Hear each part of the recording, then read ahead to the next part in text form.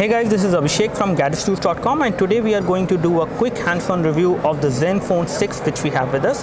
This is the Zenfone 6 which has been announced at a price of 16,999, that is 16,999, which is the MRP of this phone. It has got a 6-inch display, an IPS display which has pretty good viewing angle, so you can see the display from almost any angle without any issues. The overall build quality of this phone is very good, and this is something I can say after using this device for like 10 minutes. And again, I can say that this phone has a pretty good build quality and a very good form factor as well. It is slightly heavy, I would say, in terms of the overall weight, but that is expected out of the 6-inch phones which we have seen earlier. So comparatively it is fairly heavy, but not as much heavy, not very heavy as compared to the other phones which are there in the market.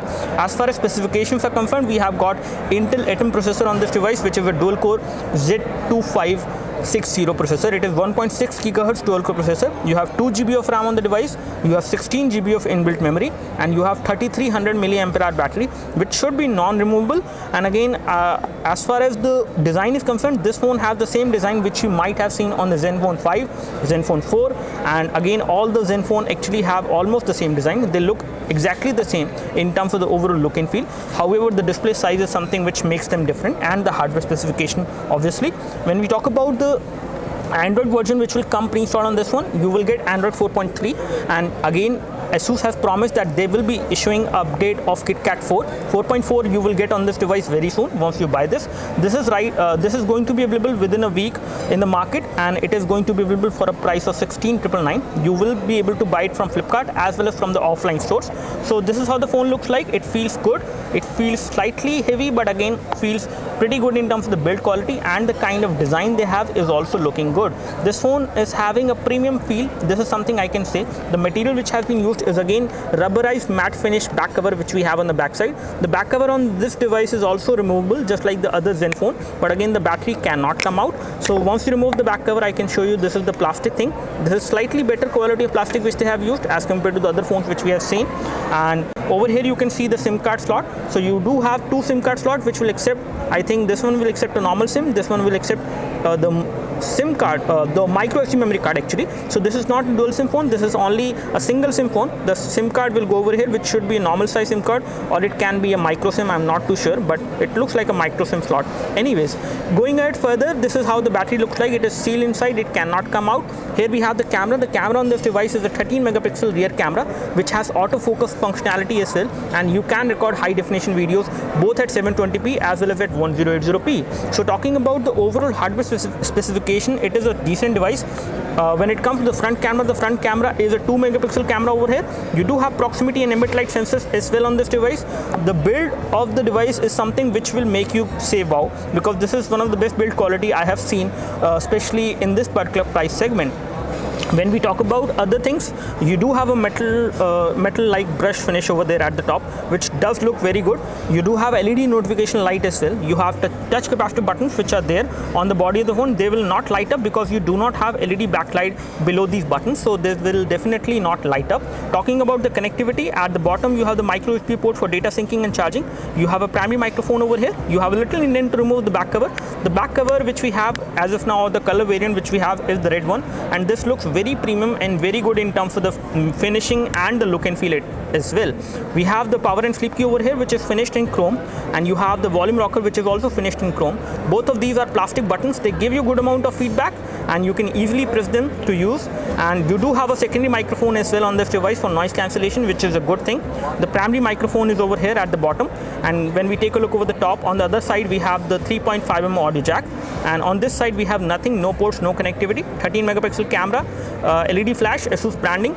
So this looks like a decent phone in terms of the build, in terms of the finishing. The front camera is 2 megapixel over there, and then you have 6-inch of display, which is definitely good and very good in terms of color protection and the viewing angles. So taking a look over the UI, the phone is running on the custom UI which is called the Zen UI, and it is running on top of Android, but it is not making the phone slow. So everything is kind of responsive, and there is no lag of any kind as far as the UI is concerned, which is something which I really like. You do have some additional custom widgets as well which are running on top of Android. So as I said earlier, the UI is responsive and you do have custom widgets like this one and other as well to make the thing much more interesting for you, at least the UI front. And you do have additional widgets over there which you can take a look. So you have all these things over there. Apart from this, these are the applications which you will get pre-installed. Taking a look over the notification center, this is how the notification center look like. You have toggles over here for the Wi-Fi, auto rotate, sound, one-handed operation you can also have on this phone, so you can use this phone in one-handed operation mode. You have mobile data, you also have power saving mode on as well on this device because the display is big. You have a reading mode, you have a toggle for the Wi-Fi hotspot, you have Miracast support, and you also have a glove mode as well. That means you can actually use this device with gloves on whenever if there are winters and you cannot touch the screen with your bare hand, you can actually use this with gloves on as well. Talking about the version of Android, so it is running with Android 4.3 as we already told you. And when it comes to the storage, I can show you the scenario for the storage as well. So over here we have the storage. The storage on this device is 16 GB, out of which approximately 12.28 GB is going to be available to the user. And as of now, the current available storage is 10.95 GB. When it comes to micro SD card slot, you do have that on this device, although we cannot actually confirm whether this device will be able to support to install applications on the SD card. Talking about the RAM, we have 2 GB of RAM on this device. I can show you the current scenario. We are not running too many applications in the background as of now, and this is the current scenario. So out of 2 GB of RAM, you have around 1.4 GB available to the user.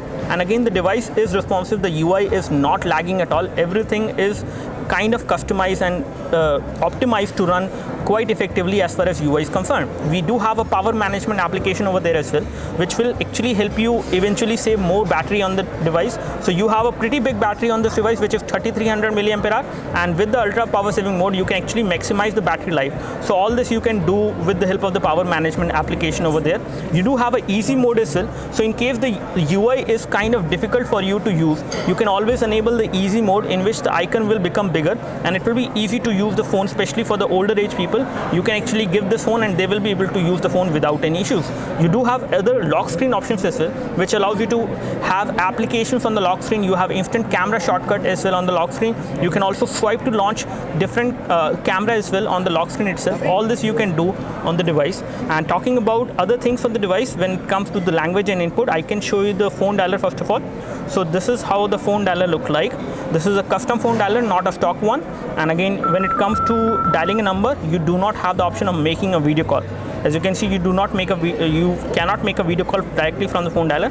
We do have a messaging application as well, and over here under the messaging application, we have this thing, which is a kind of a keyboard, which is custom one.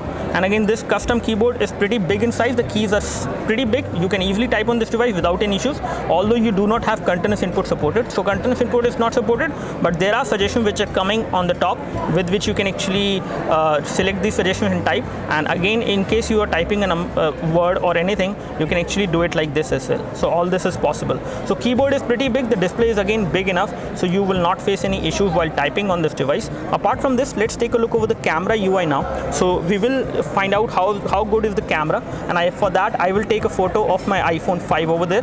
So let me just launch the camera first of all on this one. So here we have the camera UI. This is how it looks like. On the camera UI, it looks pretty good, and it is a custom camera UI which is running on top of Android. So this is how it looks like. And when we talk about this photo is going to be captured right now in a kind of a scenario in which we do not have good amount of light. We do have some artificial light falling on the subject, but we do not have good amount of light. Let me just show you the front camera first of all. So this is how the front camera look like, and again, the front camera is decent enough to do video calls, but you will not be able to do high definition video calls. But this quality is still better as compared to the other phones which we have seen earlier. Talking about the settings for the front camera, when it comes to the video quality, you can record high definition video from the front camera. That means you can actually do a video call from the front camera as well in high definition quality. This is the rear camera, and I can show you the settings for the rear camera. This is a 13 megapixel camera which is right now set, and when it comes to the video mode, I can show you the video resolution as well. So you can record high definition video as well. A full high definition video can be recorded. And let me just take a photo of my iPhone 5 over there and show you the quality for the same. It does have autofocus and you can take the photos pretty quickly. The camera shutter is also pretty quick. You do have a continuous shooting mode also supported. So you can do it like this. You can tap it and you can take like 100 photos at once. All this you can do. Let me just show you the photos which I have actually clicked. The one which I clicked earlier. So this is one photo which I have clicked. This looks really good. I would say the camera quality is very good. In this low light, it has given very good amount of color production it has done with the photo, and the details are also pretty nice. So the camera is definitely good. It will perform much better in the daylight scenarios. Right now in the low light scenario, it has performed pretty good as well. You do have the option of trimming the videos as well whenever you are recording. So camera does offer you a lot of options, and especially one thing which I'm too happy is the lock screen. So lock screen over there, if I actually show you the lock screen has some shortcuts which actually allows you to, okay, yeah. So the lock screen has these shortcuts over there. So you can actually launch the camera, you can launch the phone dialer or messaging application, as well as the notification from these applications will also appear on the lock screen. So all this you can do on this phone. This phone looks like a very good phone in terms of what kind of UI you will get, the kind of features you are getting. You have power saving mode, you have a very good display, very good viewing angles. The performance of the phone is also good. We will find out more about this phone once we do the full review. This is all we have as of now. This looks like a decent phone. Do let us know if you have any specific question for the Zenfone 6. I would love to help you. You can like this video if this video helped you by clicking the like button below. You can subscribe to our YouTube video channel for more videos like this by clicking the subscribe button below. Thanks for watching this video. This is Abhishek signing off. Thank you. Abhishek.